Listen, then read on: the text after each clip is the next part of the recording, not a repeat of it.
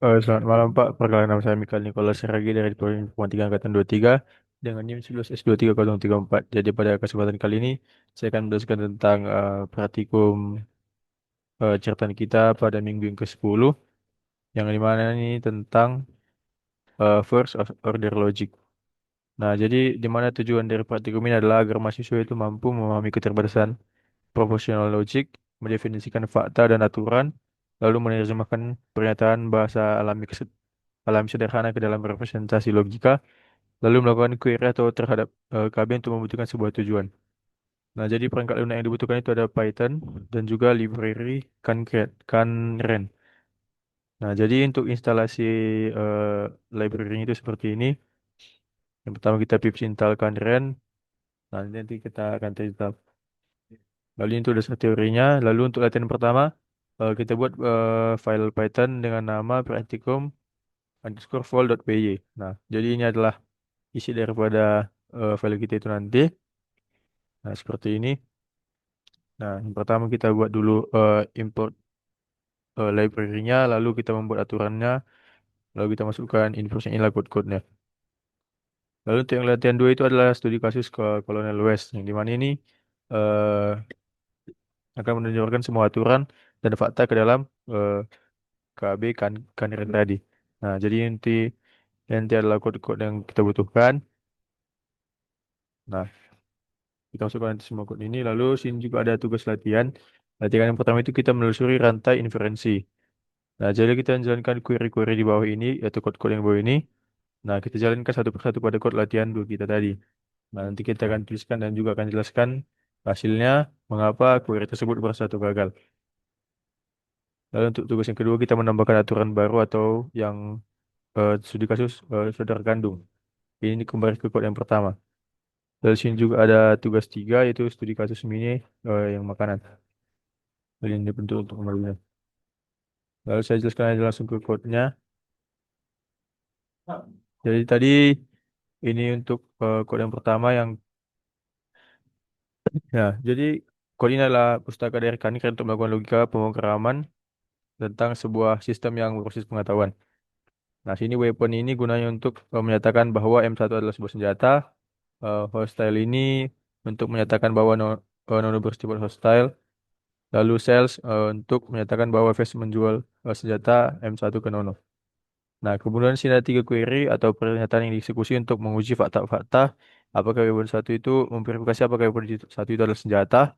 Lalu apakah Nono untuk memeriksa Nono ada hostile atau bukan. Lalu untuk memeriksa apakah Wes menjual M1 ke Nono. Nah, jadi nah sini juga ada American West yang menyatakan bahwa West adalah orang Amerika.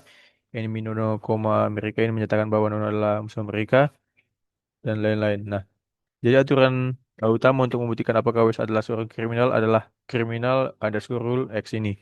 Nah, yang memeriksa apakah West itu adalah orang Amerika yang memiliki sebuah senjata yang dijual kepada Nono dan terkait dengan musuh yang ada di Amerika tadi. Nah, jadi hasil dari inferensi adalah akan memberikan output apakah Kolonel West itu adalah seorang kriminal atau bukan atau tidak berdasarkan fakta yang ada di KB dan aturan yang telah didefinisikan tadi. Lalu ini untuk yang latihan yang kedua. Nah, jadi code ini adalah menggunakan pustaka keren juga untuk mendefinisikan relasi antar dua logika yang berbentuk berbasis pengetahuan. Nah, di bagian pertama code ini mendefinisikan dua relasi antara ayah dan juga ayah dari Andi dan juga si Citra tadi. Nah, Andi ini adalah ayah dari Dedi, Dewi adalah ibu dari Andi dan Citra, dan Ani adalah ibu dari Dendi.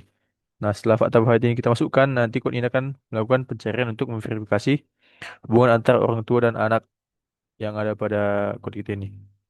Nah, selanjutnya nanti juga code itu akan menambahkan aturan di sini, di bagian ini, menambahkan aturan baru menggunakan fungsi code mendefinisikan aturan orang tua atau orang tua underscore dot rule ini. Nah, itu nanti di akhir code ini dia akan mencetak hasil query untuk mencari saudara kandung dari si Andi tadi. Nah, hasil pencarian ini menunjukkan siapa saja yang menjadi saudara kandung si Andi dari fakta-fakta yang sudah kita masukkan ke basis pengetahuannya tadi. Nah, dan ini nanti ini semua akan disaring untuk memastikan apakah apakah memastikan si Andi ini tidak muncul sebagai saudara kandungnya sendiri. Nah, jadi code ini untuk mendemonstrasikan penggunaan Kanren untuk membangun dan mengelola basis pengetahuan yang berisi informasi hubungan keluarga dan menggunakan aturan untuk melakukan inferensi dari relasi yang telah kita definisikan pada code ini. Lalu yang terakhir ini untuk yang ini yang skenario baru tadi yang studi kasus untuk latihan yang ketiga, tugas yang ketiga. Nah, jadi code ini untuk mendemonstrasikan penerapan logika deklaratif yang menggunakan pustaka Kanren juga untuk membangun dan melakukan inferensinya. Nah, di sini ada fakta-fakta yang pertama itu Budi menyukai bakso dan sate. Ani menyukai soto. Bakso dan sate adalah makanan yang terbuat dari daging. Lalu juga ada soto adalah makanan berjenis kuah. Nah, nanti code ini akan membuat query untuk mencari semua pasangan dari relasi suka dan juga jenisnya tadi yang udah kita definisikan. Nanti selanjutnya kode ini mendefinisikan aturan carnivora underscore rule itu, underscore rule itu yang menyatakan bahwa jika seorang menyukai makanan yang berjenis daging, maka orang tersebut dianggap sebagai karnivora. Nah, seperti juga untuk yang ini, nah, lalu juga untuk yang ini.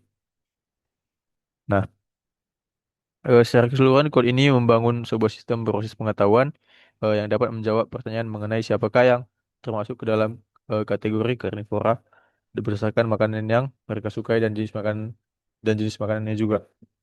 Nah, jadi kode ini menggambarkan bagaimana penggunaan relasi dan juga aturan untuk melakukan inferensi dalam sistem berbasis logika. Nah, kita coba untuk peran yang pertama. Ini adalah outputnya. Yang ini pertama, apakah weapon itu adalah senjata, apakah Sinon itu hostile, apakah Sinon itu eh ya menjual apa namanya menjual senjata tadi. Lalu untuk bagian ini, yang bagian keluarga, kalau misalnya kita jalankan. Nah, sini kebetulan untuk yang fakta ayah dan skenario baru tadi saya satukan di dalam satu file yang sama, jadi ini adalah outputnya.